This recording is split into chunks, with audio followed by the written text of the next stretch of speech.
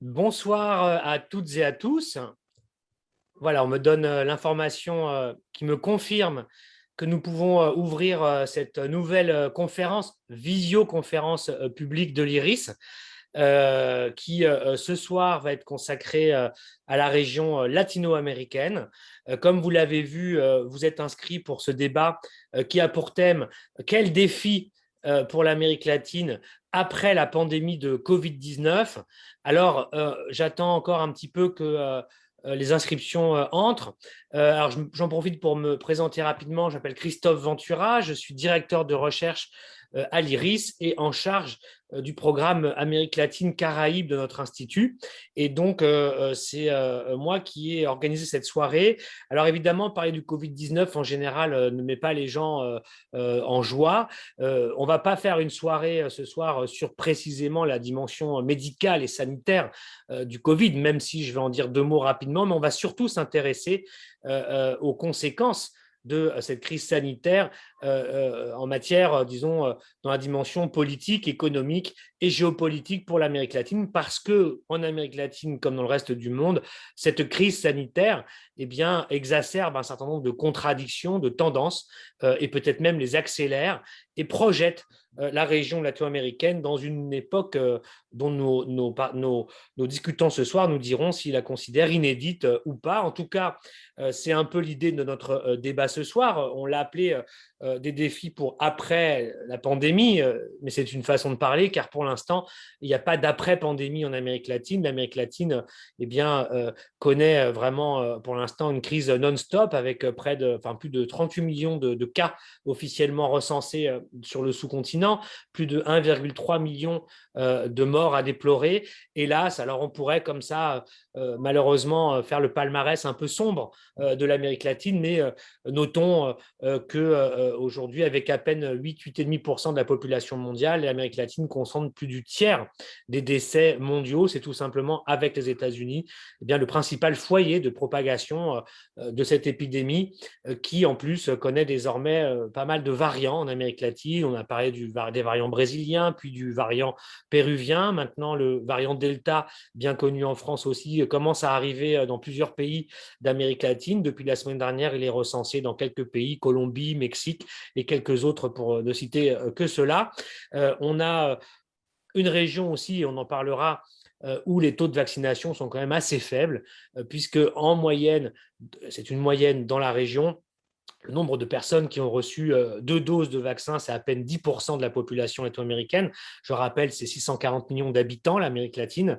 Et la population qui a reçu au moins une dose, c'est à peine le tiers des latino-américains. Il y a deux exceptions notables, c'est le Chili et l'Uruguay qui ont, eux deux, des taux de première dose à plus de 65%, et puis la moitié de la population qui ont reçu déjà 2 doses. Mais le reste des pays, c'est entre 4, 5, 10, parfois 1%. Jusqu'à 20, 25, 30%. Ça dépend, mais on est très, très loin du compte aujourd'hui. Ça pose beaucoup de questions, bien sûr, sur les dispositifs internationaux et la question des brevets. On en discutera certainement. Bref, ça, c'est la situation sanitaire qui n'est pas très bonne, qui est très sombre même. Mais quelles sont les conséquences, en fait, politiques, économiques pour la région?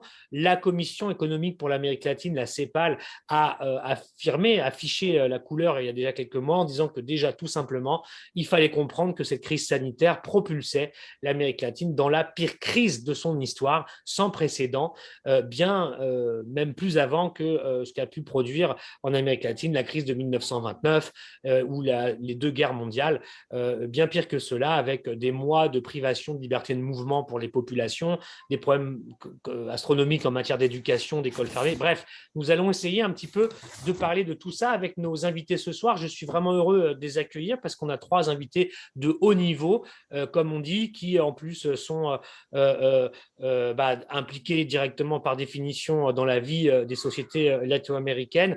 Donc, je vais très rapidement vous les présenter. Sont avec nous ce soir Sébastien Nieto-Parra, que je remercie vraiment d'être parmi nous. Sébastien est chef de l'unité Amérique latine et Caraïbes du Centre de développement de l'Organisation de coopération et développement économique, l'OCDE. Il est le coordinateur dans ce cadre d'un ouvrage de référence annuel que nous utilisons tous pour travailler, qui s'appelle le Latin American Economic Outlook de l'OCDE. Peut-être nous dira-t-il si l'édition 2021 est prête, qui est un outil incontournable pour tous les chercheurs sur l'Amérique latine. Donc, je remercie vraiment de votre présence, Sébastien, ici pour nous apporter le regard de l'OCDE sur la période et le vôtre en particulier. Ensuite, nous aurons avec nous ce soir également Témir Porras, que les adhérents, les gens qui suivent l'IRIS connaissent déjà un peu peut-être, puisqu'il est déjà venu parmi nous quelques fois.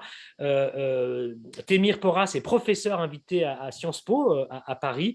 Il est également ancien vice-ministre des Affaires étrangères de la République bolivarienne du Venezuela. Il a été en poste entre 2007 et 2013, et il nous donnera son point de vue également sur la situation et les évolutions latino-américaines dans la période. Enfin, troisième invité de marque avec nous ce soir, Monica Bruckmann, qui est professeure de sciences politiques à l'Université fédérale de Rio de Janeiro, qui est également vice-présidente de l'Agence latino-américaine d'information ALAI, autre source incontournable pour tous les gens qui s'informent quotidiennement sur l'Amérique latine, sur son actualité, mais également sur les débats qui traversent la région et le monde intellectuel latino-américain. Donc voilà le menu pour ce soir. Je vous remercie toutes et tous d'être parmi nous, même en plein mois de juillet, alors que certains peut-être commencent à vouloir souffler un peu, puisqu'ils le peuvent en France aujourd'hui du point de vue sanitaire. On va démarrer tout de suite pour ne pas perdre de temps. Nos intervenants, chacun fera une introduction d'à peu près un quart d'heure. Ensuite, on aura comme ça du temps avec les participants pour échanger, dialoguer, débattre, rebondir, penser collectivement sur toutes ces questions-là. Alors, c'est d'un commun accord, c'est avec Sébastien Netopara que nous allons démarrer. Je précise que Monica Bruckmann, comme indiqué dans l'invitation que vous avez reçue, s'exprimera en espagnol. Donc, voilà, je pense que la plupart des gens qui sont avec nous comprennent l'espagnol. On verra s'il est nécessaire à la fin de faire un petit résumé des principaux points qu'elle a pointés tout à l'heure, mais elle interviendra donc en espagnol avant notre débat. Voilà, bonne soirée à toutes et à tous, et je donne la parole à Sébastien Netopara. Merci beaucoup, Christophe. C'est un grand plaisir d'être parmi vous. Merci à l'IRIS pour cette invitation. C'est sans doute un moment compliqué en Amérique latine. On l'a vécu en 2020 et aujourd'hui, c'est une année de reprise, mais encore une reprise faible pour la région. Donc, je voudrais parler sur le travail que l'on est en train de faire à l'OCDE, en particulier au Centre de développement de l'OCDE, sur l'Amérique latine, comment on voit la situation actuelle au niveau économique et bien entendu tout ce qui est lié aux political economy, des réformes, de la façon dans laquelle on doit passer des réformes en Amérique latine. Les constats, je pense que Christophe l'a très bien signalé. Donc, on a une région dans laquelle la crise en 2020 a été sévère. Donc, par rapport à d'autres économies du monde, l'Amérique latine a été la région la plus touchée en termes de croissance économique. La croissance économique en 2020 a été de presque moins 7%. Donc, c'est un chiffre historique. C'est des chiffres qu'on n'avait pas vus, bien entendu, ces siècles, mais pas non plus les siècles derniers. Donc, ça dépend. Là, il faut rentrer dans l'histoire économique de l'Amérique latine pour savoir quand est-ce qu'on avait eu une crise similaire. Mais selon certains, même au XXe siècle, on n'avait pas vu une crise de cette magnitude. Un deuxième aspect important, c'est aller au-delà du PIB et voir au niveau multidimensionnel du développement comment cette crise a affecté la région. Et bien entendu, là, des indicateurs importants comme le taux de pauvreté ou des inégalités, on a vu qu'ils ont été très touchés. Donc, c'était une crise aussi où l'effet a été asymétrique. Donc, on a eu une augmentation de la pauvreté, on a eu une réduction très importante de la classe moyenne en Amérique latine et cela explique bien entendu le mécontentement qu'on a vu dans certains pays récemment. Un troisième aspect à tenir en compte que Christophe a très bien souligné, c'est celui de l'incertitude concernant l'effet sanitaire. Donc, c'était une région très touchée au niveau de la santé, avec une très grande hétérogénéité au niveau de l'application des vaccins et surtout l'impact reste assez important aujourd'hui au niveau de la santé et au niveau social. Même si on voit des chiffres économiques qui sont très positifs, comme par exemple l'activité économique au Chili, il y a encore un défi social très important et surtout, il faut voir de quelle façon ces vaccins qu'on a eus dans certains pays d'Amérique latine aident à maintenir la soutenabilité économique et sociale de la région. Il y a d'autres effets incertains, plutôt au niveau international, bien entendu, l'évolution des taux d'intérêt aux États-Unis, comment ça peut affecter les flux des capitaux dans la région et l'investissement direct étranger. Donc, des pays comme les États-Unis ou la Chine où le taux de croissance commence à se voir, peut-être que c'est une bonne nouvelle pour la région.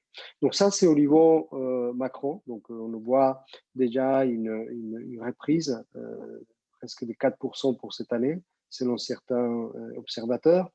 Mais à nouveau, je voudrais insister sur le fait que le développement, ça va au-delà du PIB. Il faut voir justement le bien-être des habitants de l'Amérique latine, comment cette crise a été très forte et de quelle façon la reprise va être au niveau social dans la région, puisque certains chiffres au niveau social, on ne voit pas l'évolution que l'on voit de la même façon pour le PIB. Donc, c'est à surveiller et c'est un aspect sur lequel on tient au Centre de développement de l'OCDE. On appelle cela le Development in Transition, le développement en transition. Donc, tenir en compte de comment on mesure le développement et comment il a été affecté aujourd'hui, et en particulier le bien-être des habitants. Un aspect sur lequel on tient aussi au Centre de développement, c'est parler de la grande hétérogénéité qu'on a dans la région. Donc, c'est une crise qui a touché tous les pays, ce qu'on l'a vu en 2020, mais de façon différente. On a certains pays comme le Pérou, comme le Panama, où le taux de récession était plus de 10%, alors que dans certaines économies, il était négatif, mais pas de cette ampleur-là. Donc, la reprise aussi va être différente selon les pays et les mesures qui ont été prises aussi ont été différentes entre les différents pays d'Amérique latine. On a vu certains pays qui ont vraiment réagi rapidement pour soutenir les populations les plus vulnérables. C'est le cas de la Colombie, c'est le cas de l'Argentine, c'est le cas du Chili, c'est le cas du Brésil, où on a vu une réaction très forte des gouvernements pour soutenir les populations les plus vulnérables. Et ça, c'est un aspect sur lequel je voudrais insister plus tard, mais qui relève des systèmes de protection sociale en Amérique latine, où on doit vraiment repenser leur rôle. Aujourd'hui, on est dans une phase de reprise, comme je disais, elle reste assez incertaine et il faut passer des réformes structurelles pour justement en profiter de cette crise pour améliorer la situation des habitants de la région. Et pour cela, ce que l'on insiste depuis vraiment le début de la crise, il y a un an, c'est de repenser le contrat social en Amérique latine. De quelle façon on peut créer des nouvelles opportunités, de quelle façon on peut se coordonner entre les différents acteurs pour améliorer le bien-être des habitants. Donc, avec cet objectif-là, je voudrais insister sur les différents éléments qu'il faut en tenir compte de ces contrats sociaux, mais aussi du processus à tenir en compte. D'abord, sur les éléments à tenir en compte, je voudrais insister sur 3. Bien entendu, il peut en avoir d'autres et comme je disais, l'hétérogénéité de la région fait qu'il y en a qui sont plus importantes dans un pays que dans un autre. Mais je voudrais insister sur 3. Les premiers, sur les stratégies de développement en termes de création d'emplois. Donc, quel type des stratégies qu'on peut avoir pour améliorer la valeur ajoutée de la région, augmenter sa compétitivité et créer des emplois formels. L'Amérique latine est rentrée à la crise de Covid-19 avec plus de la moitié des travailleurs qui sont informels. Selon nos chiffres, c'est une informalité des travailleurs qui est presque de 56%.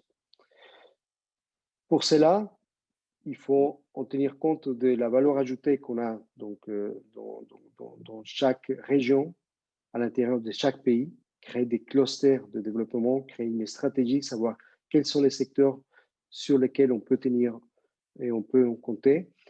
Et ensuite, et comme Christophe le disait, je voudrais insister sur l'intégration régionale. Parce que là, il y a des opportunités encore assez importantes d'améliorer notre tissu industriel en Amérique latine en améliorant les partenariats qu'on a entre les pays. Et il faut penser au-delà des différents accords qu'on a au Mercosur, Alliance Pacifique et autres, à savoir quelles sont les industries finalement qui peuvent créer des emplois et savoir quel type de pays finalement peuvent s'allier pour créer ces emplois-là. Et là, c'est un des sujets justement qu'on va publier en septembre de cette année, le lancement de notre rapport, le LEO, de perspectives économiques d'Amérique latine 2021, où on va insister justement sur ces différents secteurs de l'industrie pharmaceutique, justement très importante liée à la crise, mais aussi toutes les énergies renouvelables. Et là, le rôle de la France, et en particulier de l'AFD, avec ses activités en Amérique latine, est clé. Et en tenir compte aussi des nouvelles transformations comme la transformation numérique et qui peut donner des emplois, mais qu'il faut justement créer ces opportunités des emplois.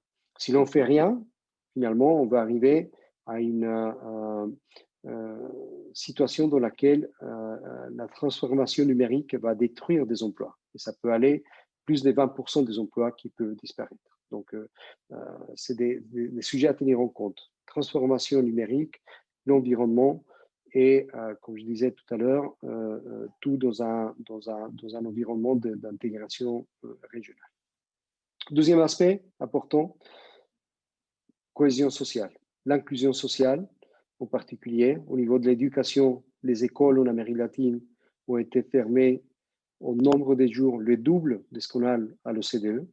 Donc ça, c'est des conséquences assez importantes sur le capital humain en Amérique latine. De quelle façon on va accompagner les étudiants les plus défavorisés.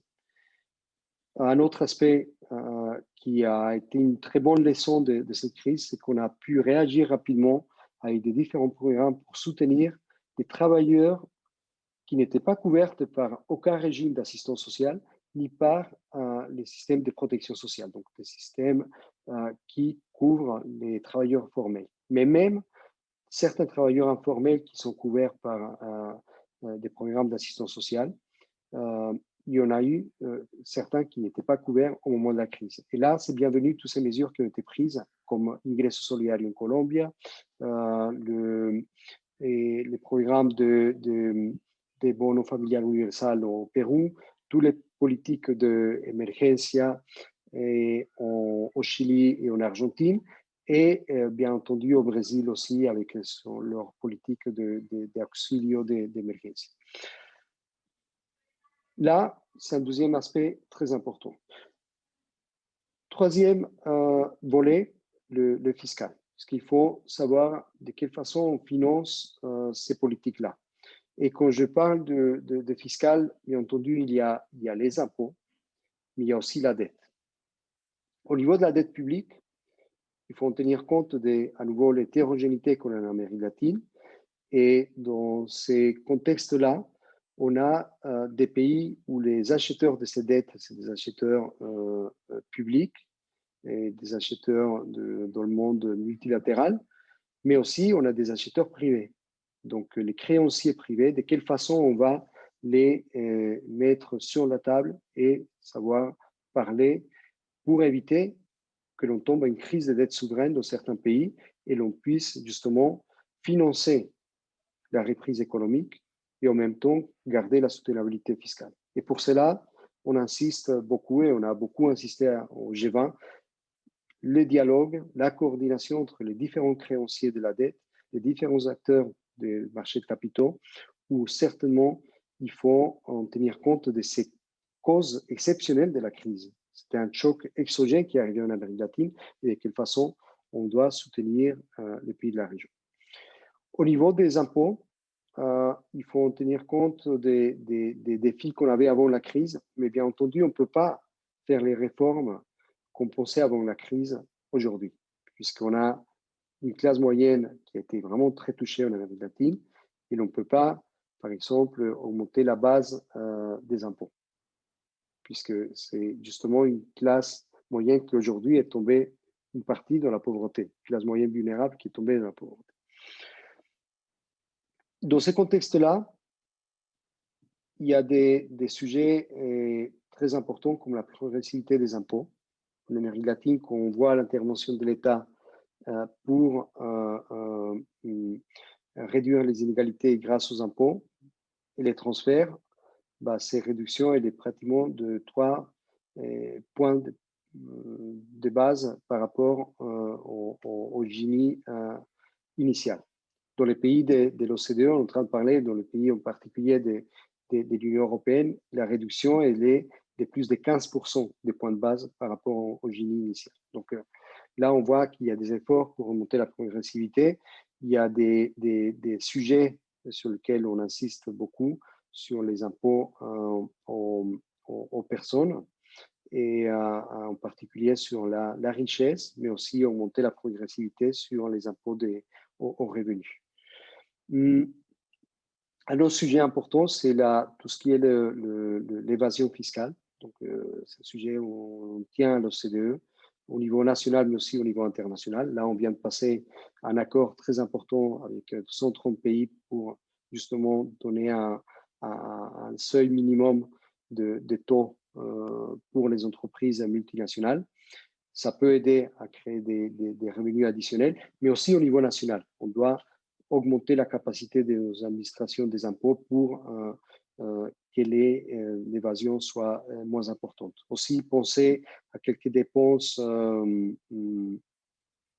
des impôts. Je ne sais pas si on dit comme ça en français, tax expenditures, tout ce qui est des subventions que l'on donne à certains acteurs, soit les entreprises, soit des familles, et qui finalement, on ne voit pas vraiment la valeur ajoutée de ces subventions que l'on voit dans certains pays d'Amérique latine qui touchent pas nécessairement les populations les plus défavorisées et surtout, on voit des effets pas très clairs sur la croissance économique. Il y a le volet fiscal, mais aussi budgétaire plus en général. De quelle façon on améliore les dépenses publiques. C'est des reprises que je disais importantes au niveau de la production, de la valeur ajoutée. Il faut plus d'investissement, investissement dans les énergies renouvelables, dans l'environnement et continuer à bien cibler les dépenses sociales pour augmenter la progressivité qui est très importante en Amérique latine. Juste pour conclure, donc on a ces différents éléments qui sont très importants dans le contrat social. Cependant, il faut bien tenir compte du processus, les consensus qu'on doit faire pour arriver à ces accords importants au niveau des stratégies des productivités sur le système de protection sociale et au niveau fiscal. Sans consensus va être très difficile puisque le social discontent, tout ce qui était le mécontentement social avant la crise, on le voit encore aujourd'hui. Et un deuxième aspect très important dans le political economy, dans tout ce qui est le processus des réformes, bien entendu, c'est l'enchaînement, le sequencing, l'enchaînement des différentes politiques qu'on doit avoir. Par exemple, au niveau fiscal, donc il faut commencer par certains mesures qui sont possibles aujourd'hui et dans le moyen terme, d'autres qu'on pensait importantes avant la crise, mais qu'aujourd'hui on ne peut pas le faire tout de suite, comme augmenter la base des impôts sur l'impôt des revenus. Tout cela dans une stratégie de communication, savoir bien communiquer les différentes réformes qu'on veut faire, savoir atteindre les différentes populations en Amérique latine aujourd'hui. Donc avec ça, je voudrais terminer. Donc tout le processus des réformes est plus important que jamais, créer le consensus, et pour cela, la coopération internationale, les dialogues aussi avec des acteurs multilatéraux, on voit, qui sont fondamentaux. Merci. Merci beaucoup Sébastien pour cet exposé précis qui, je crois, permet à tout le monde de bien saisir finalement les conséquences macroéconomiques de cette crise sanitaire et en même temps, en passant par là, d'interpeller un petit peu sur certainement finalement le modèle de développement de l'Amérique latine qui est interrogé en fait fondamentalement par cette crise et ses effets avec tout ce que vous avez exposé sur les questions fiscales, la question des États, les politiques sociales et bien d'autres choses. Je pense aussi à ce que vous avez exposé sur les questions d'endettement. C'est vrai qu'il faut rappeler que l'Amérique latine est devenue aujourd'hui la région du monde où les États en tout cas du monde en développement, sont les plus endettés après cette crise. Donc, ça me permet peut-être de faire la transition avec l'intervention préparée par Témir Porras, qui suit d'assez près aussi, dans le cadre de ses activités, ces questions liées aux dettes des États, aux dettes souveraines, en particulier des États latino-américains. Donc, Témir, je pense que vous avez pas mal de choses dans l'intervention de Sébastien qui vous permettent de rebondir pour peut-être nous donner un peu votre point de vue tout simplement sur ces fameux défis économiques posés à l'Amérique latine avec cette crise sanitaire. Je vous laisse la parole. Merci beaucoup Christophe. Merci à l'IRIS, merci à Monica et Sébastien d'avoir accepté de partager ce séminaire. Oui, bien sûr, je pense que l'exposé de Sébastien me donne l'opportunité de rebondir et de lier les questions économiques un peu à la géopolitique de la région et au caractère un peu dépendant, si l'on veut, pour utiliser ce terme parfois suranné qui caractérise, de mon point de vue, l'Amérique latine encore aujourd'hui. Je pense que la crise sans précédent, etc., je ne vais pas perdre de temps dans la description d'une crise que tout le monde connaît bien, révèle finalement des problèmes structurels ou les rend plus saillants de problèmes structurels auxquels fait face l'Amérique latine. Un premier, au risque d'être un peu général dans ce premier propos, est un peu une description que j'utilise aussi dans mon cours pour essayer de caractériser l'Amérique latine pour des étudiants ou un auditoire qui n'est pas forcément latino-américain, et que l'Amérique latine, elle est soumise au double défi ou au double problème d'être un peu la seule région en développement du monde qui est un peu une région occidentale. Qu'est-ce que je veux dire par là? Elle est soumise au défi des régions en développement, donc problèmes sociaux, économiques, avoir finalement une stratégie de développement. Ce que moi, personnellement, je ne trouve pas dans la région latino-américaine. Je vois mal quelle est, évidemment, c'est une région très hétérogène et très grande, mais en général, les pays latino-américains ne semblent pas avoir de stratégie de long terme avec laquelle il y ait un consensus social et politique dans leur société différente et sur lesquelles les forces politiques, par exemple, puissent s'accorder sur le long terme. Donc, développement nécessite des stratégies de long terme. Quand on regarde l'Asie et on prend le cas de la Chine, par exemple, voilà, on peut parler de développement sur des décennies, un processus commencé au début des années 80, etc., etc. Ça, c'est impossible à faire en Amérique latine ou à penser en Amérique latine, un peu justement à cause de cette deuxième caractéristique dont je parlais, qui est une région occidentale, dans le sens, encore une fois, que son cadre de pensée politique, culturelle, les références, les exigences aussi d'organisation politique interne sont un peu les mêmes, si vous voulez, qu'il y a aux États-Unis, en Europe, parce qu'on fait partie, si vous voulez, du même bloc politiques et culturelles, on a des histoires communes. Et donc, voilà, par exemple, c'est excellent qu'en Amérique latine, il y ait des exigences démocratiques, il y a un processus de démocratisation qui se voit, encore une fois, dans des situations très hétérogènes, mais en général, il y a une compétition politique pour le pouvoir, c'est des sociétés plutôt ouvertes, où effectivement on voit aussi des effets de polarisation très forts et où l'on vote pour changer parfois de modèle de façon assez radicale, ce qui est d'une certaine manière la vocation de la démocratie, donc que toutes les forces puissent s'exprimer, mais ce sont des pays qui ont des cycles courts.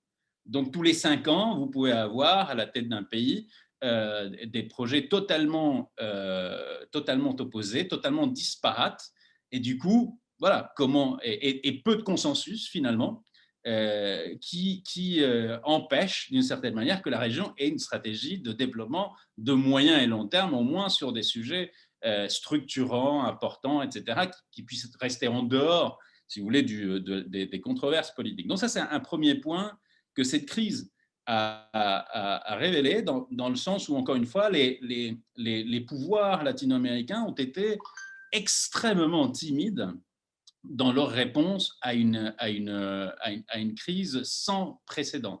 Et ça me donne un peu une transition sur le deuxième point d'économie indépendante, dépendante, qui ne cherche pas à dédouaner la responsabilité des États ou des politiques latino-américains, mais qui, d'une certaine manière, illustre un peu, ou plutôt met en contraste, la réponse qu'il y a eu dans les pays du Nord, les États-Unis ou l'Europe. On a tous en mémoire, par exemple, les réponses, ou en tout cas les déclarations. J'invite à entendre les déclarations des présidents ou présidentes ou gouverneurs de banques centrales en disant il n'y a pas de limite à ce que nous pouvons, à la réponse que nous allons donner. Au début de la crise, quand il y a eu des problèmes de liquidité sur le marché financier international, la Réserve fédérale a dit on fournira toute la liquidité possible, nécessaire, sans limite, etc. Donc, on a l'impression, quand on regarde la crise d'un pays du Nord, que tout n'est question que de volonté politique. Il suffit de décider que l'on veut fournir de la liquidité au marché ou qu'il faut intervenir donc, de façon keynésienne pour soutenir l'activité et que 25% de déficit public, c'est quelque chose que n'importe quelle économie peut digérer. Quand je dis 25%, je n'exagère pas, c'est des efforts budgétaires sans précédent qui ont été faits dans les pays riches. Et finalement, les pays qui en ont le plus besoin, donc les pays en développement, ne peuvent pas faire ça. Ne peuvent tout simplement pas décider, simplement par une question de volonté politique, par exemple, qu'ils vont imprimer ou avoir une politique monétaire non pas uniquement expansionniste, c'est une création monétaire sans précédent dans l'histoire, tout simplement parce que c'est des pays qui généreraient, comme on l'a vu par exemple dans le pays où je suis citoyen, dans le Venezuela, la création monétaire massive génère de l'hyperinflation. Donc on ne peut pas justement avoir les mêmes outils de réponse à une crise sans précédent parce qu'il y a des limitations structurelles pour les économies. C'est la même chose pour l'endettement. Certes, l'Amérique latine, on pourrait considérer que c'est une région très endettée, mais son niveau d'endettement n'a absolument rien à voir avec ce qui est l'endettement du Japon ou de certains pays européens, tout simplement parce que nous sommes une région qui ne s'endette pas en sa propre monnaie. Et ça, c'est quelque chose, je sais que c'est un peu basique ce que je dis pour un économiste chevronné comme Sébastien, mais que je rappelle à un auditoire, je dirais, plus divers dans sa composition professionnelle ou de ses centres d'intérêt. C'est vous, Européens, vous vous endettez en euros. C'est votre monnaie. Donc, les niveaux d'endettement que vous pouvez atteindre et les conséquences que ça a sur les économies n'ont absolument rien à voir avec des pays qui, en Amérique latine, ont tous des monnaies différentes.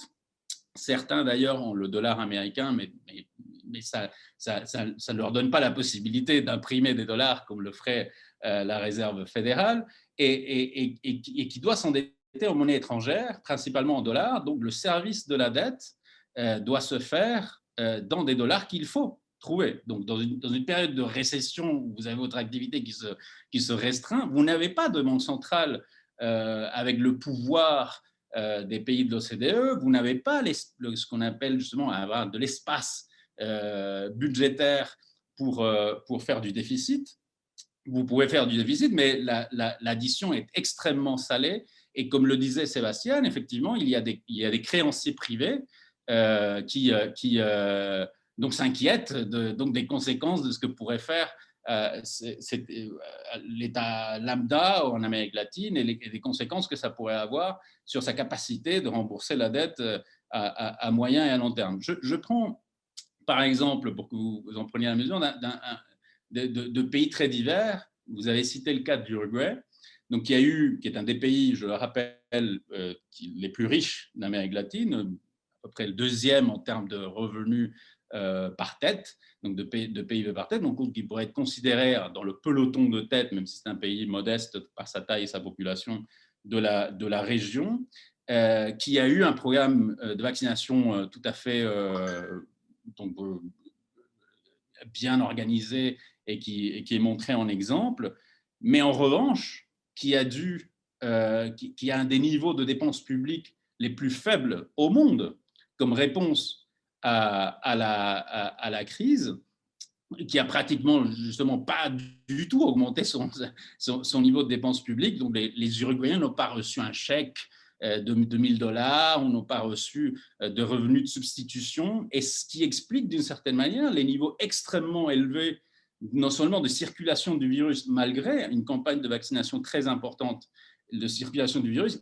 Il y a encore quelques semaines, l'Uruguay avait été au peloton de tête mondial en termes de contagion par habitant et en termes même de morts par habitant. Donc, contradiction, un des pays les plus riches qui a un des meilleurs programmes de vaccination, mais qui aussi a un des pires résultats sur la photographie des derniers mois. Je ne dis pas sur l'ensemble de la pandémie, puisque l'Uruguay a été bien préservé pendant l'année 2020, mais si on voit le déroulé de ces 6 derniers mois, en parallèle, on avait un bon programme de vaccination et une augmentation alarmante des cas et des décès, et un État qui finalement n'a pas justement décidé de dépenser sans compter pour soutenir la population, par exemple pour qu'elle ne prenne pas les transports publics et n'aille pas travailler.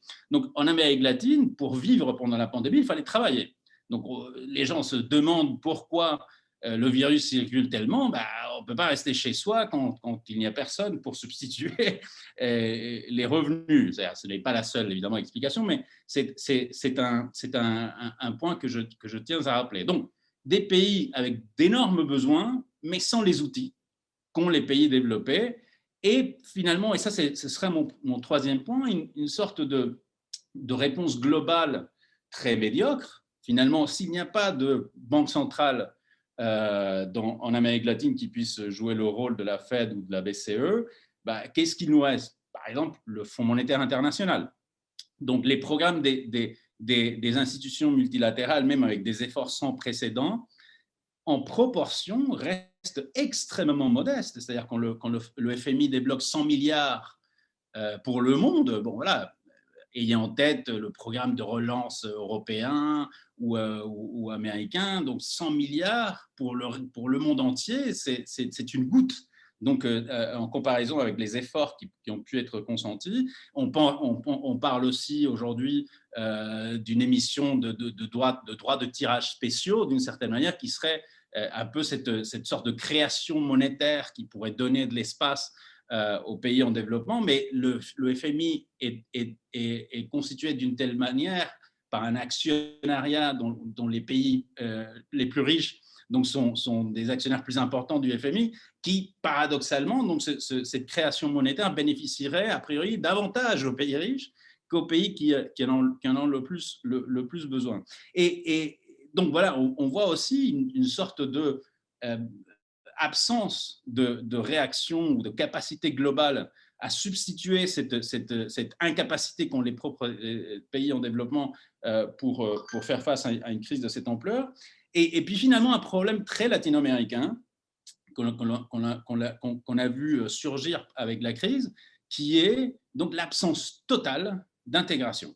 C'est-à-dire cet écroulement des efforts d'intégration qu'on a connus dans la première décennie du XXIe siècle, donc avec ses défauts, mais avec une volonté politique qui était d'ailleurs partagée dans tout le spectre politique. On trouvait de la coopération avec des gouvernements très à gauche, des gouvernements conservateurs, etc. Par exemple, en 2011, des gouvernements, le Chili et le Mexique étaient des gouvernements conservateurs à l'époque, s'étaient mis d'accord avec le Venezuela ou Cuba, par exemple, pour créer la communauté des États latino-américains et des Caraïbes. Et on voyait une dynamique qui, comme toujours en Amérique latine, manque d'institutionnalité et tout cela. Mais on voyait une dynamique qui était arrêtée net, sec, au cours de cette deuxième décennie du XXIe siècle. Et on voit une réponse tout simplement très fragmentée. Pas de réponse commune, même pour acheter des vaccins.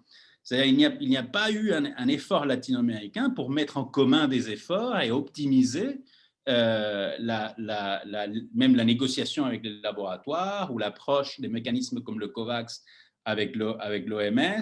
C'est le chacun pour soi. Et évidemment, les pays qui répondent le plus, ce n'est pas une surprise que le Chili et l'Uruguay, donc les deux pays les plus riches de la région, les deux pays en général aussi les plus stables, où il y a un système de santé qui, au cours du temps, a pu s'institutionnaliser, etc., et d'excellents programmes de vaccination, et que dans d'autres pays, cela ne soit pas possible, parfois même parce que l'accès aux vaccins est impossible. Il est impossible parfois d'acheter des vaccins. Donc, on a encore une fois une région qui va du Chili et de l'Uruguay jusqu'au Venezuela, qui est un pays sanctionné, par exemple, qui a du mal même pour faire des transactions internationales et payer le COVAX pour se procurer des vaccins. Donc, encore une fois, je pense que c'est ce dernier constat d'une absence totale d'intégration dans la pratique qui aurait pu bénéficier à la région pour faire face à la crise. Voilà, j'espère ne pas avoir trop débordé. Pas du tout. 15 minutes pile. Merci beaucoup, Témir. Merci beaucoup pour cet exposé très, très exhaustif qui a touché à beaucoup de dimensions du sujet et qui les a surtout articulées. Donc, je pense que là, on va pouvoir avancer dans la réflexion et peut-être ça va nous être fort utile pour la deuxième partie des discussions et du débat avec les participants. On va donner la parole à Monica Bruckmann, donc comme je vous l'avais dit au début de notre session, qui va s'exprimer en espagnol, et puis on verra ensuite peut-être si on résume un petit peu quelques points sous la forme bullet points, comme on dit en bon français. Donc Monica, bueno, puedes hablar ahora, gracias. Et Monica, pardon, excusez-moi, va intervenir en particulier, disons, ou approfondir la dimension géopolitique, disons, de l'impact de cette crise sanitaire en Amérique latine. Muchas gracias, Christophe. Es un placer compartir esta mesa con ustedes, con el IRIS y con Sebastián y Témir, sobre un debate que me parece tan importante y tan fundamental, no solamente para la región, sino también para tomar el pulso a los cambios del sistema mundial contemporáneo. Voy a tratar de hablar un poquito más lento para que el público me acompañe. La próxima invitación, quién sabe, me atrevo a hablar en un poquito de francés, Christophe. Tal vez lo primero que me gustaría colocar aquí para el debate, y ya lo decía Témir al inicio de su exposición, es sobre la característica de esta crisis COVID-19, que se inicia como una crisis sanitaria, pero que va impactando absolutamente todos los ámbitos de la vida, económica, social, cultural, e inclusive en términos ideológicos, yo diría que el impacto también es muy fuerte. Creo que es necesario hacer una reflexión sobre la importancia que tiene esta crisis, no solamente por ser una crisis multidimensional, sino porque si hacemos un balance de larga duración de los últimos 145 años, desde 1876 o 75, de las 13 grandes crisis de la economía mundial en este periodo de más de 140 años, esta crisis que se inicia en el 2020 es la tercera más profunda, tal vez solo comparable con la crisis del 1929, y de hecho es la crisis más profunda de la post-Segunda Guerra Mundial. Y como lo decía Christoph en su presentación, esta crisis no va a cambiar, en mi opinión, las tendencias de los cambios del sistema mundial, pero va a profundizar estos cambios y los va a acelerar. Yo creo que esta tal vez es una dimensión importante.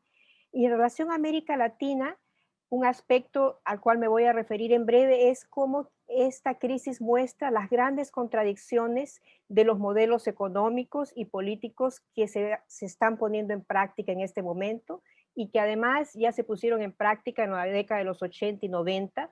Estoy refiriéndome particularmente a un intento de un neoliberalismo 3.0, como tal vez lo llamaría Álvaro García Linera, el ex vicepresidente de Bolivia, para referirse a un nuevo momento de una emergencia de un proyecto neoliberal en la región.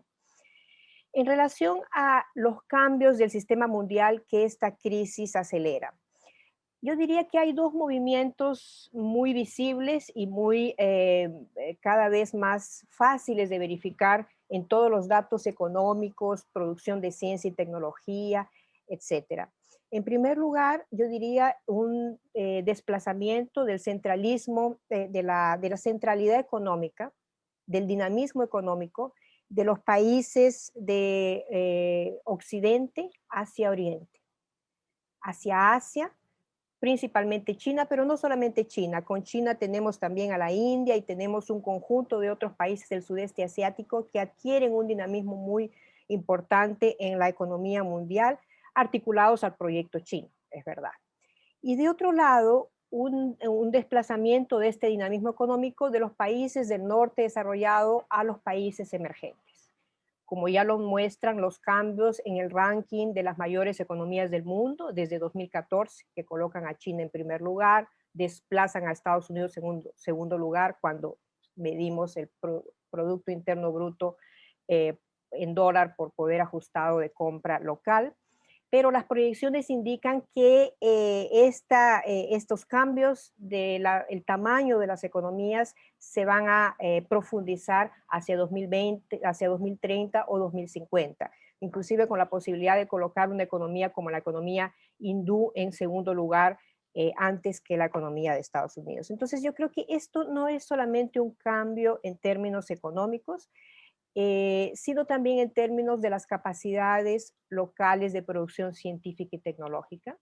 Si China a inicios de los 2000, con las zonas especiales en el sur de la China continental, inicia un proceso de transferencia tecnológica importante, en este momento yo diría que está disputando tecnología de punta en áreas estratégicas como las tecnologías de la información y la comunicación, la tecnología 5G, nuevos materiales, etcétera, etcétera. De otro lado, vemos un debilitamiento de la economía de Estados Unidos, y esto lo podemos ver inclusive no solamente en las tasas de crecimiento económico, sino el nivel y la importancia de la deuda pública que Estados Unidos tiene en este momento y que se ha incrementado mucho a partir de los fondos que este país ha destinado para contener los efectos del COVID-19. Si hasta fines del 2019 esta deuda más o menos representaba 105% del Producto Interno Bruto de Estados Unidos, la proyección para 2021 es que represente 131% del Producto Interno Bruto. Además, hay que decir que de esta deuda, más o menos 60% es una deuda pública externa y el segundo acreedor después de Japón es China. Entonces, creo que estos cambios del sistema mundial son mucho más profundos que cambios de reestructuración económica, así que no que nos colocan frente al horizonte de cambios muy profundos en la producción científica, tecnológica, cambios en la hegemonía del sistema mundial de manera más general. Y es en este contexto que podemos situar el impacto que la crisis está teniendo en la región. Un poco para referirme a cómo es que esta crisis COVID-19 ha impactado a la región en el contexto de estas mudanzas del sistema mundial. Yo había preparado algunos datos en relación, por ejemplo, a el impacto que ha tenido la crisis sanitaria en número de pérdidas de vida por millón de habitantes. De hecho, América del Sur es la región más afectada, con 2.638 muertos por millón de habitantes.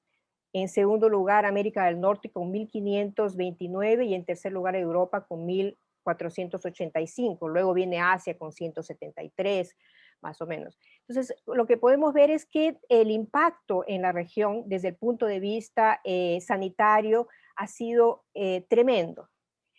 Y tal vez la explicación de esto sea que lo que vemos en esta crisis sanitaria, económica y multidimensional es que se visibiliza lo que se acumuló en las últimas 2 o 3 décadas en términos de la puesta en práctica de un proyecto en algunos de nuestros países, en varios diría yo, ortodoxamente neoliberales en términos de lo que significa el Estado mínimo, la venta de las empresas de servicio público, la privatización de los servicios básicos como educación, salud, saneamiento, agua potable, etcétera. Porque si comparamos un caso como el peruano, el Perú está liderando el número de pérdidas de vidas humanas por millón de habitantes, con casi 5.870 muertes por millón de habitantes, son datos de hace 2 días. En segundo lugar, Brasil, en términos relativos, 2.479.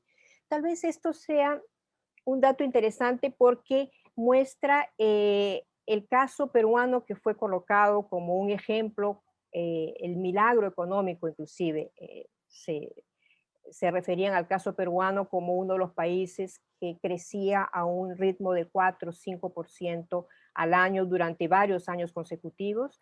Y sin embargo, la crisis del COVID-19 colocó de manera muy clara el tipo de crecimiento económico que tuvo el Perú. En primer lugar, un crecimiento que exacerbó los niveles de miseria y pobreza y desigualdad social. Privatizó los servicios públicos, inclusive el servicio de salud, de manera muy profunda. Solo para tener una idea, en el caso peruano, un país de 33 millones de habitantes inicia la pandemia con 240 camas de cuidados intensivos a nivel nacional. Todo el sistema prácticamente privatizado. Otro aspecto importante es el nivel de el impacto en la mano de obra y en el mundo del trabajo. Es decir, más de 80% de la población económicamente activa en el Perú está en el sector informal. Y es exactamente los mercados y el sector informal que permitió niveles de contagio altísimos en la región. Entonces yo creo que este aspecto que muestra el fracaso de un proyecto que ya era muy evidente a final de los años 80 y 90, que inclusive dio origen a un movimiento de gobiernos progresistas en la región, que se reinstaura de alguna manera con la llegada de Macri al gobierno de Argentina en el 2015, con un nuevo momento de revitalización de este proyecto neoliberal y que en este momento esta crisis del COVID-19 colocan como un escenario posible, y yo creo que esto está en profunda disputa política cuando pensamos en los escenarios post-COVID-19, la posibilidad de un tercer momento de imposición de proyectos ortodoxamente neoliberales en la región. En el caso de el mundo del trabajo, yo creo que es muy evidente este proceso. Si vemos los niveles de desempleo a los que ha llegado la región, que superan el 10% de manera general, pero que en un país como Brasil, por ejemplo, llega al 14% de desempleo. Nosotros estamos en este momento más o menos con 14 millones de desempleados. Yo creo que lo que hemos tenido en estos casi año y medio de pandemia y de crisis económica en la región es una pérdida acelerada de derechos laborales. En un país como Brasil esto es muy evidente, y una elevación de la jornada de trabajo.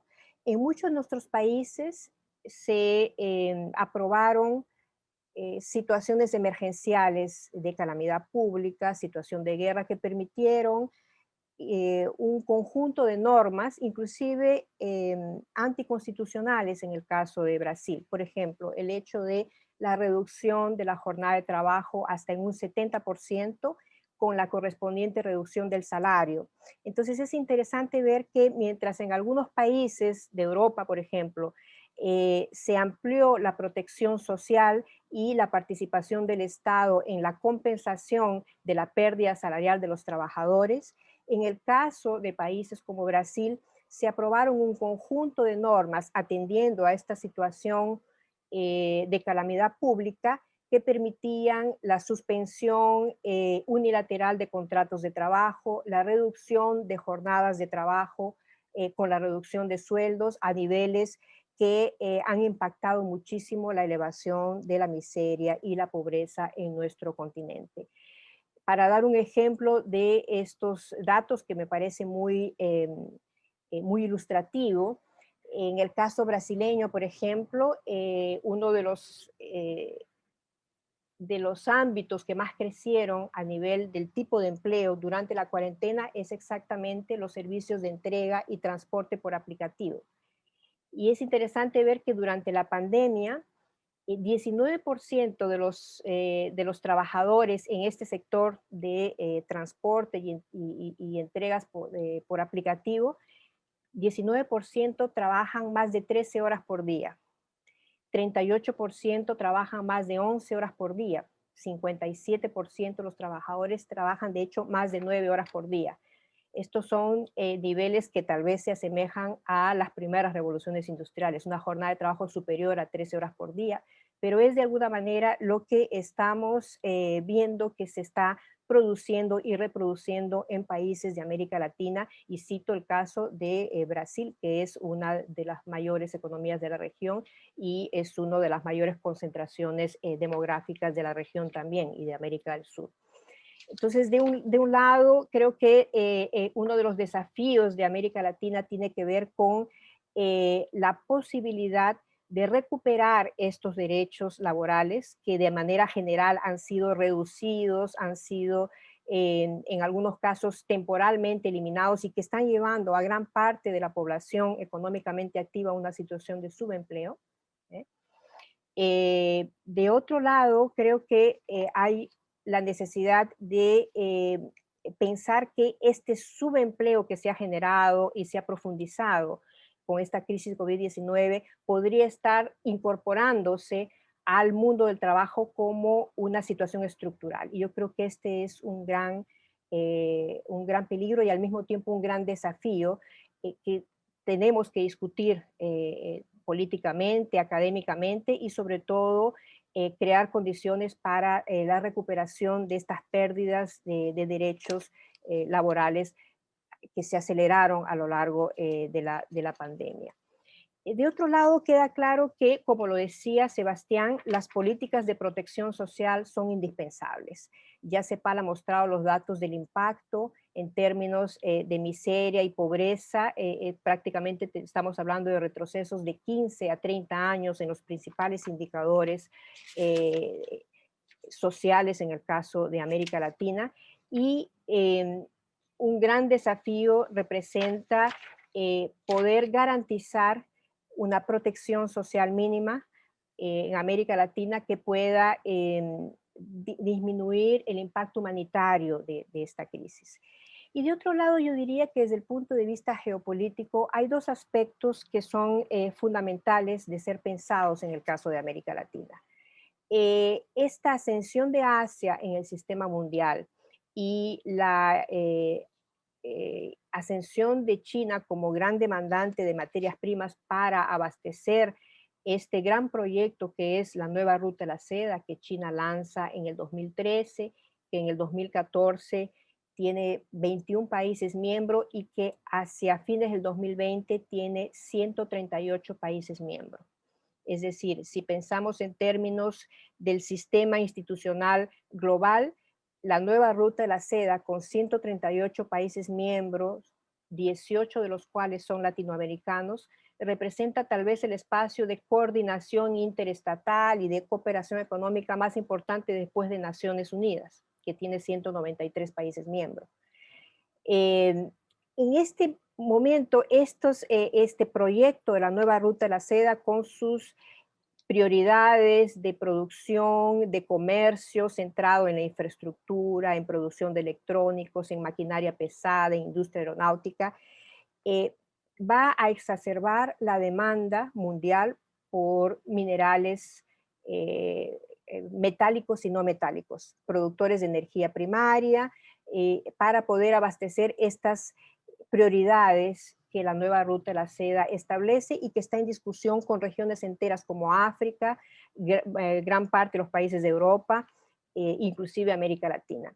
Y lo que vemos es que, como lo decía Temir, este proceso de impacto de la crisis COVID-19 en América Latina está profundizando la condición dependiente de inserción de nuestra región en el sistema mundial, porque hay dos procesos que se han acelerado a lo largo de los últimos 2 años, que es de un lado la reprimarización de nuestras economías, y esto se muestra claramente en la reprimarización de las exportaciones de América Latina hacia el resto del mundo y principalmente hacia Asia. En el caso de Brasil, por ejemplo, en plena pandemia, si comparamos el primer trimestre del 2019 con el primer trimestre del 2020, es decir, en el momento en que la economía del mundo estaba parando debido a la pandemia, Brasil aumentó en 30% las exportaciones de soya hacia China, en 247% las exportaciones de aceites, combustibles y petróleo, 24% más de exportaciones de fierro, y 80% de incremento de las exportaciones de proteínas, sobre todo carne bovina, y casi 70% de aumento de las exportaciones de algodón.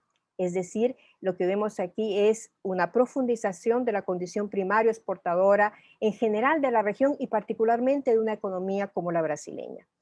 Y de otro lado, un proceso de desindustrialización de nuestras economías, de pérdida de capacidad industrial y de pérdida de participación en el valor agregado mundial. Yo creo que esto se ha reducido mucho y en el caso brasileño va acompañado de pérdida de capacidad de producción científica, tecnológica, de innovación, que sobre todo se produce en las universidades públicas, que son los centros de producción de innovación, y que sufrieron a lo largo de los últimos años recortes importantísimos de presupuesto y de gasto en investigación, en laboratorios, etc. Entonces esto nos coloca frente a algunos desafíos importantes. Creo que en el momento de mayor efervescencia de los procesos y proyectos de integración en el siglo XXI, que yo diría que se localizan de manera temporal entre el 2011 y el 2014, uno de los aspectos centrales que se debatieron y se colocaron como parte de la agenda de América del Sur con la UNASUR y de América Latina con la CELAC, la Comunidad de Estados de América Latina y el Caribe, fue la necesidad de pensar en proyectos soberanos de desarrollo orientados justamente a un desarrollo integral de los países de la UNASUR o de América Latina como espacios como la CELAC. Esto pasó por un debate de estrategias, de políticas concretas, de posibilidad de creación de cadenas de valor local para atender inclusive el creciente mercado interno local, etc. Entonces yo creo que uno de los instrumentos más importantes para poder intervenir en la definición del proceso de los cambios del sistema mundial que van a impactar en América Latina, están impactando y continuarán profundizando el impacto en América Latina, es fortalecer los espacios de integración regional, que exactamente son los espacios que se fueron destruyendo sistemáticamente a lo largo de los últimos años. Y de otro lado, un aspecto importante a tener en cuenta es que estamos frente a un momento de crecimiento del descontento popular y de la protesta en las calles y en las plazas. Hemos tenido, no solamente en Brasil, pero en otros países de la región, movilizaciones importantísimas. Yo creo que este proceso no solamente se va a mantener, pero probablemente va a crecer a lo largo de los próximos meses, justamente como consecuencia de una respuesta a la forma en que la crisis está impactando a los sectores más pobres, a los sectores populares de la región. Y yo creo que nuestra región es una región que produjo momentos muy interesantes de articulación de esta organización de los movimientos sociales, como fue el Foro Social Mundial.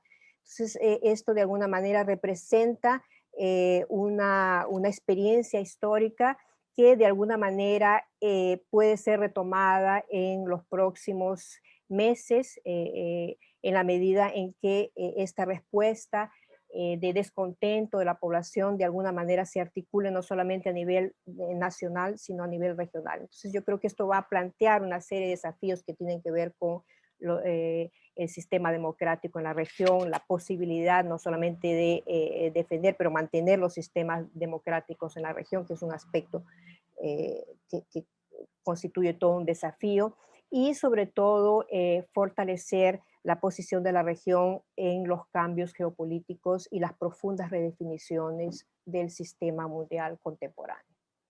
Muchas gracias, Cristo. Muchísimas gracias, Mónica, por tu ponencia. Je vais rapidement relever un ou deux points en trahissant, hélas, beaucoup de points développés par Mónica, car son intervention était aussi très riche et a abordé beaucoup de sujets à la fois d'actualité, de long terme et structurels de l'Amérique latine et de son insertion, en fait, dans le champ géopolitique mondial.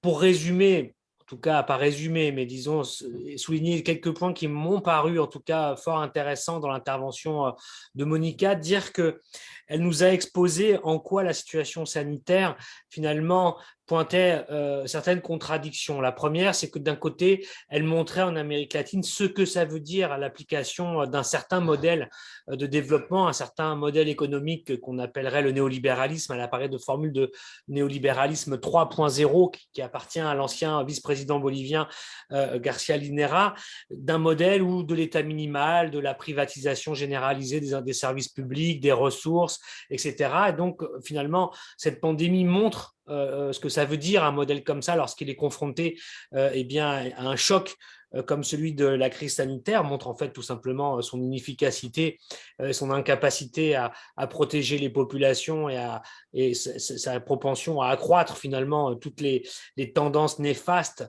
et structurelles qui affectent les populations avec toutes les conséquences politiques qu'on peut imaginer.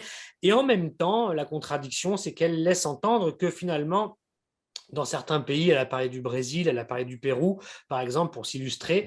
Elle a montré que finalement, il y a aussi à travers ça certaines tendances qui ne sont pas progressistes, sont plutôt régressives, et que cette crise, elle sert aussi finalement à approfondir certains problèmes. Elle a parlé du recul des droits sociaux au Brésil avec la crise sanitaire. Elle a montré comment au Brésil, la réduction des journées de travail s'accompagne de la réduction du salaire, des revenus des travailleurs.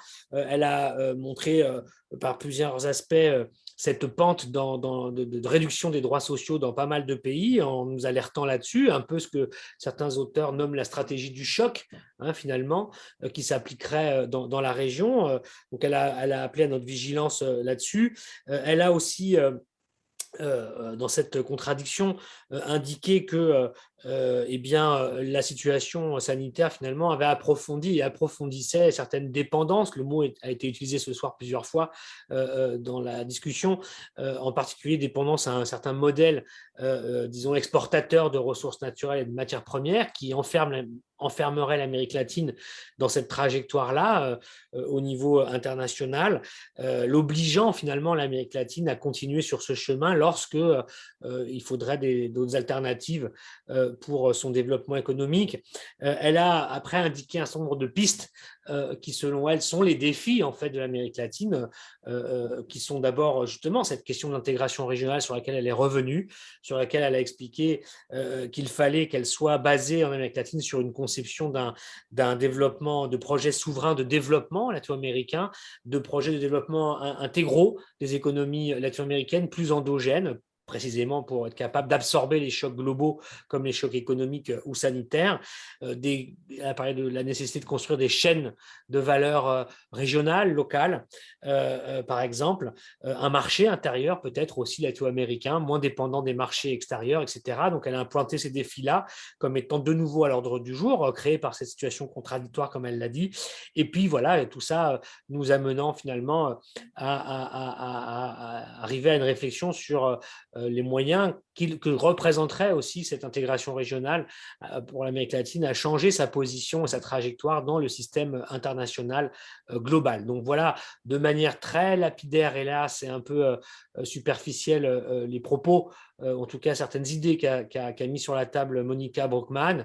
Donc je la remercie encore et je pense que vous qui avez écouté avez pu comprendre de manière plus précise tous les développements qu'a pu faire notre intervenante. Alors, encore une fois, merci à tous. Il nous reste une vingtaine de minutes avant de clore notre session. Plusieurs questions sont arrivées dans le chat, donc je vais un petit peu vous les distribuer, si je puis dire. Une première question de Jamel est de savoir si l'Amérique du Sud, comme l'Afrique ou l'Asie, ont les moyens financiers pour vacciner leur population au moment où tout le développement des variants de la maladie remettent en question l'efficacité des vaccins. Alors, les intervenants ne sont pas immunologues, mais vont peut-être nous répondre sur la question des financements. Est-ce que l'Amérique latine a les moyens finalement de son autonomie vaccinale, si je puis dire? Je pense que chacun des intervenants pourra peut-être donner son avis sur la question. Une question, la question de l'État a été pas mal traitée ce soir. On nous demande, Lucas, quelles sont les priorités qu'il faudrait définir, comment réformer l'État-providence en Amérique latine. Donc, c'est la question de la protection sociale, la question de l'État social. Là aussi, tous les trois, je pense que vous aurez un mot à dire sur ce point. Alors, peut-être pour Sébastien, je ne sais pas, Sébastien, Louis nous dit que une explication a été donnée pour certains pays d'Amérique latine comme le Chili par rapport à pour expliquer les manifestations, les mobilisations populaires qu'il y a eu dans ces pays-là. L'explication, c'est qu'une classe moyenne s'est constituée ces dernières années en Amérique latine qui eh bien, réclamait, revendiquait davantage de droits sociaux, des services publics, l'éducation, la santé, et que c'est précisément cette classe moyenne qui s'est retrouvée déclassée finalement sous les coups de butoir de la crise économique internationale post-2008 et ses effets en Amérique latine, et puis l'arrivée de la pandémie. Est-ce que cette analyse-là est selon vous pertinente? Alors je vois aussi que toujours il y a une question, alors celle-là j'y reviendrai tout à l'heure. On aimerait aussi, Sergio Avalos, savoir comment vous analysez la situation du Mexique dans ce paysage latino-américain.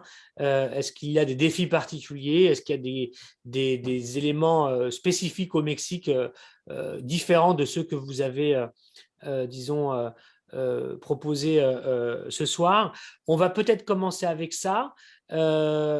Peut-être on va chacun reprendre deux minutes sur les questions pour pouvoir répondre, et comme ça on fera un deuxième tour avec celles qui restent en suspens. On peut peut-être changer d'ordre. Je ne sais pas, est-ce que Témir, vous êtes d'accord pour rebondir? Toujours. Eh ben, allons-y alors. Après, on demandera à Sébastien et ensuite à Monica peut-être. Très bien. Alors, je m'excuse d'abord, je ne suis pas spécialiste de tout, mais je vais essayer de donner une opinion sur tout, parce que la variété de questions qui a été posée. Alors, sur peut-on vacciner tout le monde? Bon, c'est une question, encore une fois, qui me fait faire référence à la diversité de la région. Je vais dire des choses, je vais enfoncer des portes ouvertes, mais encore une fois, nous avons constaté que le Chili et l'Uruguay en particulier, je connais bien le cas uruguayen, ont des programmes de vaccination tout à fait réussi. Il faut tout de même rappeler que la population de l'Uruguay, ce n'est pas encore une fois pour dire du mal des autorités qui vont organiser un programme de vaccination excellent, n'est de pas plus que 3 millions d'habitants. Donc, atteindre 50% de la population vaccinée dans un pays de 3 millions d'habitants, c'est, encore une fois, faut-il le faire de façon efficace, mais ça va beaucoup plus vite que dans un pays de plus de 100 millions d'habitants comme le Mexique ou le Brésil. Encore une fois, chacun a parfois peut-être aussi des moyens à la taille ou à la dimension de sa population, mais on sait qu'il y a des goulots d'étranglement, par exemple, sur la capacité de livraison des laboratoires, qu'il y a, par exemple, en Amérique latine, où il y a toute la gamme disponible, si l'on veut, des vaccins. Il y a aussi bien les vaccins connus en Europe, les vaccins américains, ARN messager, etc. Mais le rôle joué, par exemple, par les vaccins chinois est extrêmement important et ça me permet de dire que ça a un peu brouillé les cartes géopolitiques dans la mesure où souvent on accuse un peu avec des arrière-pensées géopolitiques la Russie ou la Chine de manipuler d'une certaine manière leur aide au développement pour faire un peu de la diplomatie vaccinale. Ben, finalement, le Chili et l'Uruguay ont un tel succès parce qu'ils ont reçu des millions de vaccins chinois. S'il n'y avait pas les vaccins chinois, l'Uruguay et le Chili n'auraient pas pu atteindre les 50 ou 60% de population vaccinée avec une dose ou deux doses parce que le rythme de fourniture des Pfizer et autres ne serait pas suffisant. Ça, par exemple, c'est quelque chose à prendre en compte. Et puis, il y a à l'autre bout du spectre, encore une fois, je prends un peu les cas extrêmes. On cite souvent le cas du Venezuela qui, fort heureusement, a commencé à vacciner de façon plus massive dans les semaines récentes. Encore une fois, les taux de vaccination là-bas sont très bas encore parce que c'est un pays qui a commencé à vacciner tard, mais où seulement sont disponibles les vaccins russes et chinois. Et maintenant, avec toute la controverse que ça peut poser à l'intérieur, à l'extérieur de l'Amérique latine, au Venezuela et à l'étranger, l'utilisation du vaccin cubain. Donc, je le rappelle, est le seul pays d'Amérique latine qui a des programmes vaccinaux d'une telle ambition. Mais bon, la controverse est centrée autour de l'idée que ces vaccins ont dépassé la phase 3 de tests, mais n'ont pas encore été validés, si l'on veut, ou approuvés par l'OMS. Donc voilà, il y a une variété de situations, et je prends simplement finalement l'exemple du Mexique et de l'Argentine, pays immenses, qui ont des programmes très ambitieux, mais qui vont plus lentement en termes de pourcentage de population, parce qu'ils ont une population très importante. Et il faut au moins 200 millions de doses, ou pas loin, pour vacciner tout le monde au Mexique avec 2 doses, et peut-être 3, on ne sait pas encore ce qui va être nécessaire. Deuxièmement, État-providence, je me garderai simplement de faire une petite remarque et puis laisser à Sébastien, qui est quand même l'expert économique.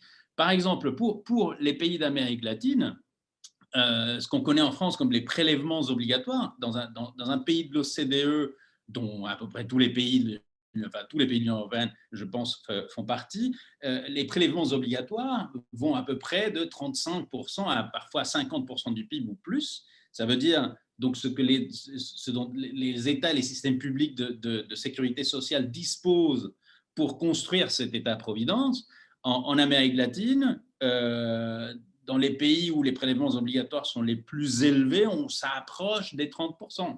C'est-à-dire, ce sont des pays qui, en plus d'être des pays moins riches, prélèvent moins de richesses de leur société par l'impôt, pour une quantité de raisons, mais qui disposent aussi moins proportionnellement d'argent, par exemple, pour subventionner ou payer un système d'éducation publique ou un système de santé publique.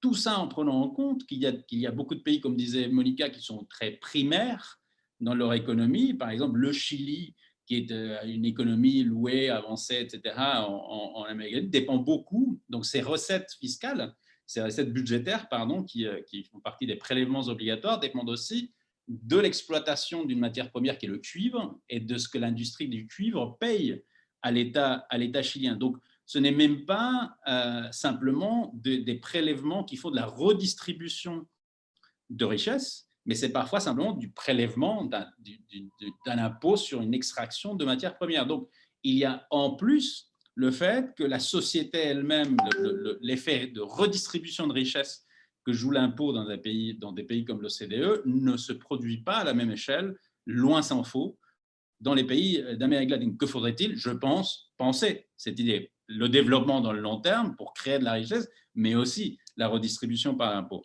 Et puis finalement, sur le Mexique, juste un mot, encore une fois, je ne suis pas un grand expert de ce pays que j'aime, mais si, il y a quand même une particularité. On parle de reprimarisation de la région, et souvent, donc extraction de matières premières de différentes sortes pour souvent exporter en Chine. Donc c'est un peu le modèle latino-américain, exporter du cuivre, du pétrole ou du soja pour l'exporter en Chine. Le Mexique est d'une certaine manière la petite Chine de l'Amérique latine, dans le sens où il est plutôt en concurrence avec la Chine pour le marché des États-Unis. Il exporte beaucoup, 80%, je crois, de ses exportations vont aux États-Unis, et c'est des produits donc de transformation, d'industrie délocalisée. C'est un peu, encore une fois, un modèle qui est plus proche de la Chine ou en concurrence avec la Chine que en dépendance de la Chine pour des exportations de matières premières. Et effectivement, ça lui donne un caractère tout à fait particulier, outre le fait que c'est un pays immense, beaucoup plus grand en général que le reste des pays d'Amérique latine. Mais enfin, voilà, c'est une caractéristique générale. Et pour donner simplement un avis sur ce qui c'est un des pays qui a les programmes de vaccination les plus ambitieux d'Amérique latine, mais encore une fois, cette ambition va de pair avec la taille de sa population, même si en termes de pourcentage, les résultats ne sont pas aussi impressionnants qu'au Chili ou en Uruguay. Il faut avoir encore une fois en tête la dimension de ces pays, la difficulté donc pour les autorités publiques d'avancer rapidement en ayant une population aussi importante. Voilà. Merci beaucoup, Témir. En fait, bon, ce que vous venez de développer embrasse quand même la plupart des questions qui nous sont posées et qui effectivement touchent à ces points-là. Alors, Sébastien, j'entends par là qu'il y a quand même beaucoup de questions, beaucoup de curiosité justement autour de la question de quelles devraient être ces fameuses réformes pour, de l'État-providence en Amérique latine. De quoi parle-t-on? Quelles seraient des réformes structurelles, disons, de progrès pour les sociétés latino-américaines? Il y a beaucoup de questions qui tournent autour de ça, sur les aspects protection sociale, les aspects réforme fiscale. Ce serait quoi une réforme fiscale juste et progressive en Amérique latine? Comment faire ça? Est-ce qu'il faut faire contribuer les plus riches? Est-ce qu'il faut répartir autrement? Enfin, il y a beaucoup de questions qui tournent effectivement autour de ça, donc je pense que vous allez pouvoir répondre à pas mal de nos participants. Merci Christophe. Et oui, effectivement, quand on parle d'État-prévidence, il y a une façon de le mesurer, c'est la taille de l'État finalement. Et la taille d'État, comme disait Témir, il y a une grande différence entre les pays d'Amérique latine et les pays de l'Europe ou de l'OCDE. Donc, on est en train de parler d'une région d'Amérique latine, selon nos chiffres qui sont comparables avec les pays de l'OCDE. Notre ratio en Amérique latine d'impôt sur le PIB est aux alentours de 23%. Et au pays de l'OCDE, on est en train de parler de presque 34%. Donc, c'est une grande différence, plus de 10 points de pourcentage de différence, ce qui fait qu'il y a des efforts à faire au niveau fiscal si jamais on voudrait finalement un État de providence qui peut répondre aux besoins de la population. Et je voudrais insister sur un fait. D'abord, l'hétérogénéité à nouveau. On a des pays comme le Guatemala, la République dominicaine, le Panama, le Paraguay, où ces ratios sont au-dessous des 15% du PIB. Donc, c'est encore bien plus bas que la moyenne de l'Amérique latine. Même le Mexique, on est en train de parler c'est au-dessous de 17% du PIB. Donc, il y a une question qui est derrière ça. Pourquoi on n'arrive pas à faire des réformes fiscales en Amérique latine? Et une chose qu'on avait travaillé beaucoup avant la crise, et maintenant, je pense que ça c'est en train de s'exacerber, c'est la trappe institutionnelle. Donc, on a une population qui ne croit pas à l'État, qui dit on n'a pas les services publics qu'on a besoin. Donc finalement, on ne veut pas justement payer ou aider ces gouvernements-là. Donc finalement, il est très difficile de passer des réformes fiscales et on rentre dans un cercle vicieux où on n'a pas les ressources justement pour répondre aux attentes de la population. Et pour rompre ces cercles vicieux, il faut un État plus innovateur, plus inclusif, plus transparent.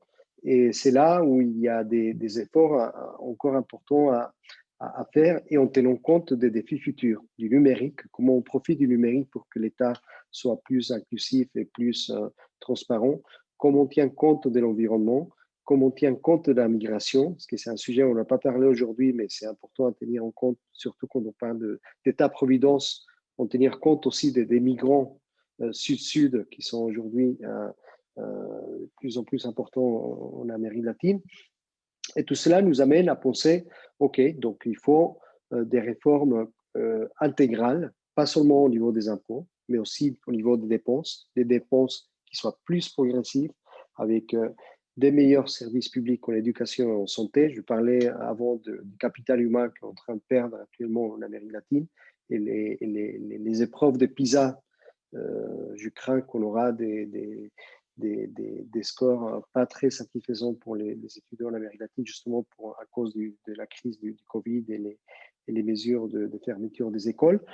Donc, tout ça nous amène à penser de façon intégrale impôts, revenus, dépenses publiques et, quand on parle des revenus, de comment on gère la dette. Et là, à nouveau, ce n'est pas une question seulement d'État-providence au niveau des réformes nationales, mais comment on se coordonne au niveau international avec les différents créanciers. Je suis tout à fait d'accord avec Témir sur ce qu'on avait parlé tout à l'heure des droits spéciaux, par exemple, de comment on peut en profiter plus pour la région. En ce qui concerne la question de lui qui est complètement liée, sur la classe moyenne en Amérique latine et les manifestations sociales qu'on a eues. Je suis tout à fait d'accord. Il y a eu une amélioration importante en dernière décennie d'une réduction de la pauvreté, augmentation de la classe moyenne, réduction des inégalités, mais encore très vulnérable, très vulnérable. Et on le voit avec cette crise. Donc, même avant la crise du Covid-19, on avait déjà des manifestations sociales puisqu'on a une population qui ne veut pas se comparer avec ses parents ou ses arrière-grands-parents. Non, elle veut se comparer avec ses pairs au niveau international. Donc, des mêmes âges, des mêmes genres, même ambition politique. Et là, on voit vraiment un gap ou une différence importante avec cette population avec laquelle on se compare. On ne se compare pas avec l'amélioration socio-économique qu'on a eue avec son parent ou son père ou son grand-père. Donc, c'est là où il faut en tenir compte de ces nouvelles attentes. Et pour c'est une bonne nouvelle, c'est une population qui croit à des améliorations qui doivent être faites. Et comment on répond à ça?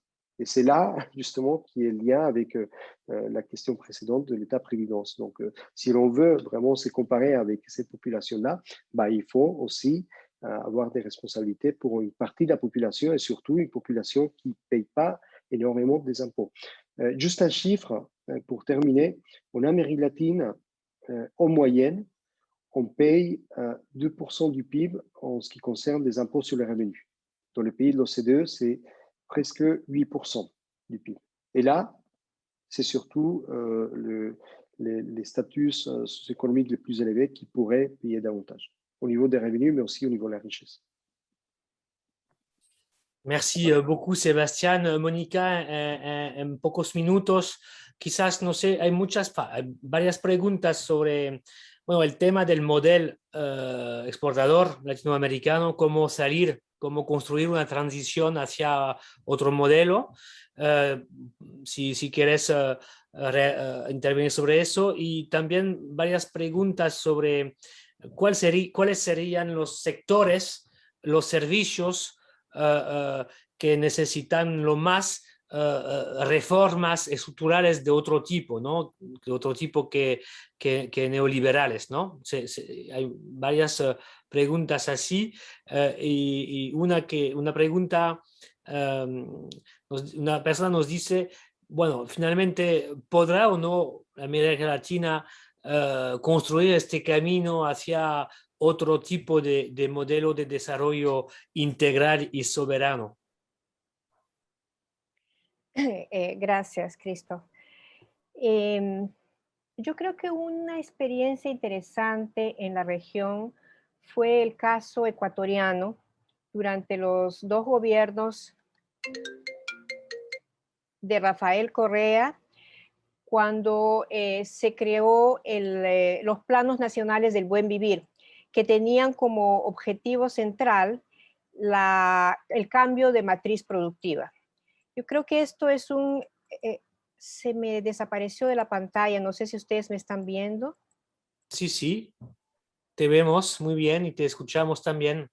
Déjame ver si consigo. Bueno, recuperé.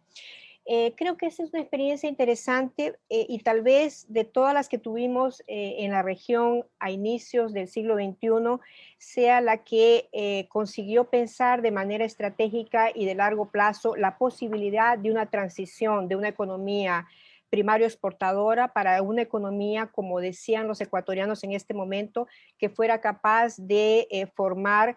Ellos no usaban el término capital humano, usaban el término de cualidades humanas para poder avanzar hacia una transición de una economía capaz de producir ciencia y tecnología en áreas estratégicas como la biotecnología, por ejemplo. Ecuador tiene la misma concentración de biodiversidad que Brasil, con menos de 1% de la superficie territorial. Es uno de los países más megadiversos del mundo.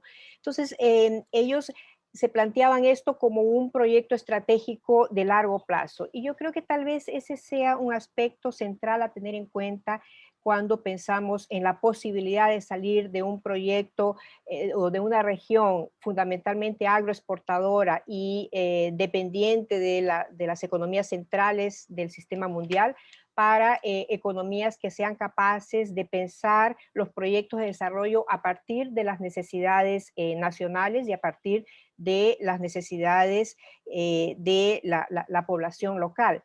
Y yo creo que este es un aspecto que coloca en cuestión el propio concepto de desarrollo. Al final, ¿de qué desarrollo estamos hablando? Del desarrollo de las condiciones de vida de la población, de la posibilidad de innovación, ciencia, tecnología, educación, o el desarrollo de las empresas transnacionales que operan en el sector extractivo de minería o de otro tipo de extracción de materias primas. Entonces yo creo que es un problema fundamentalmente político y la región mostró que es posible discutir estos aspectos desde una perspectiva regional.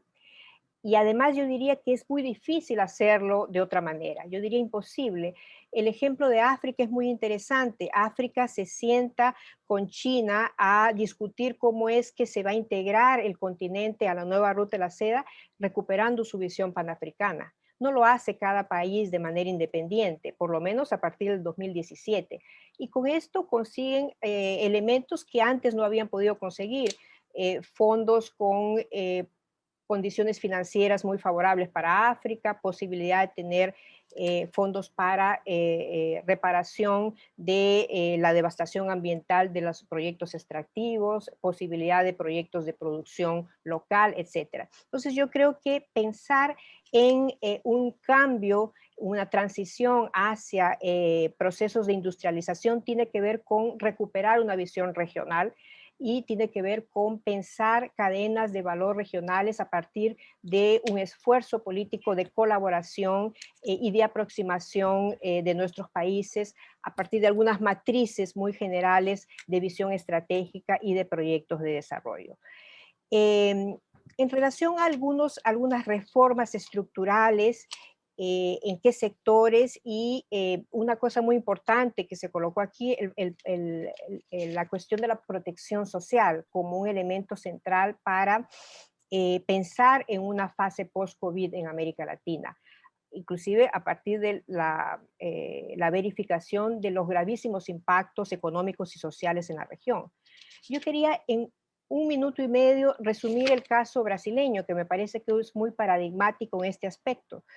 En los primeros 6 meses de la pandemia, Brasil destaca fondos importantes a el combate de los efectos del COVID-19 a partir de varios mecanismos. Gasto directo del Estado, disminución de los impuestos en varios sectores, y a partir de estos varios mecanismos, el Estado brasileño aporta 2.500 millones de reales a estos fondos para combatir los efectos del COVID-19.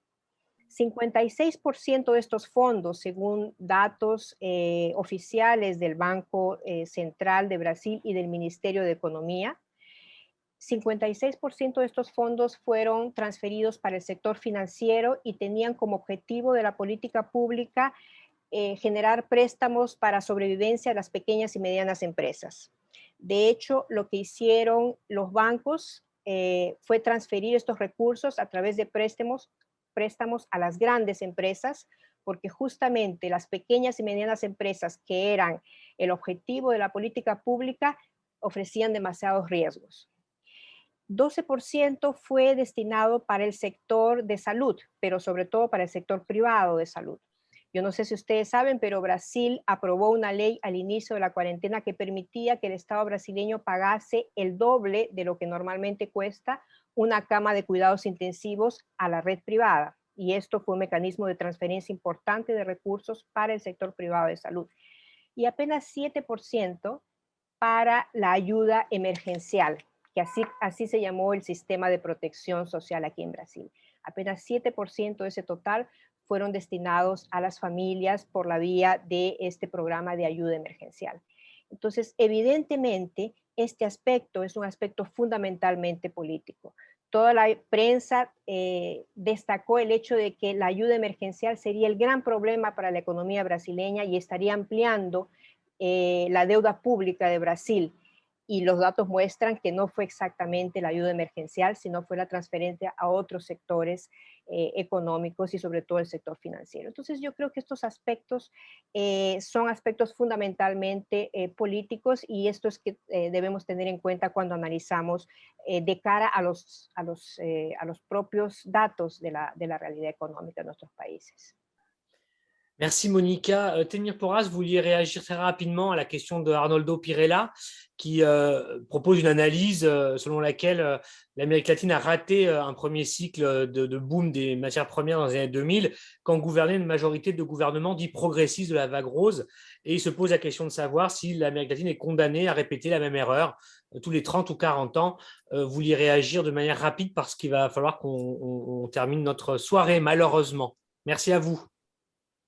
Très rapidement, je pense que c'est un questionnement qui part de ce constat que vous avez, Sébastien, d'une méfiance, une défiance vis-à-vis des États et de leur capacité en réalité de gérer les ressources publiques et qui est parfaitement légitime.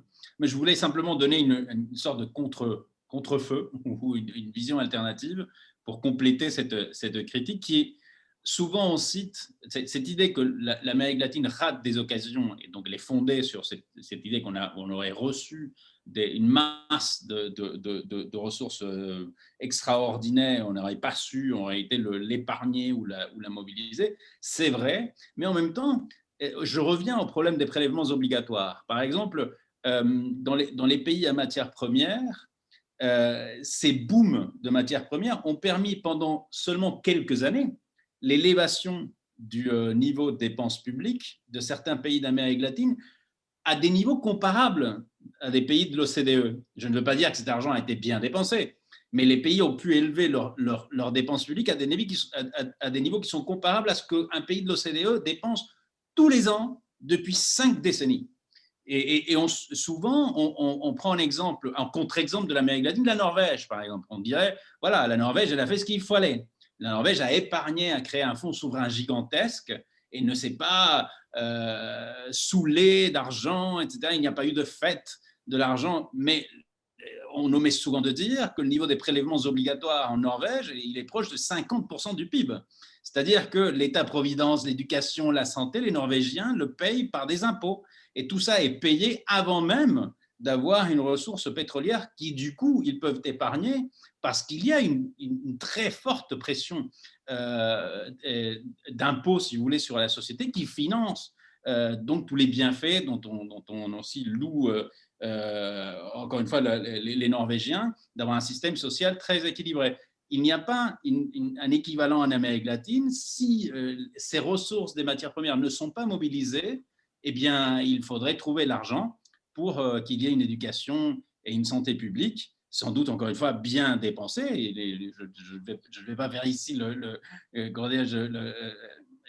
bien parler du gaspillage, mais encore une fois, il faudrait des revenus pour l'État qui viennent d'une pression fiscale augmentée.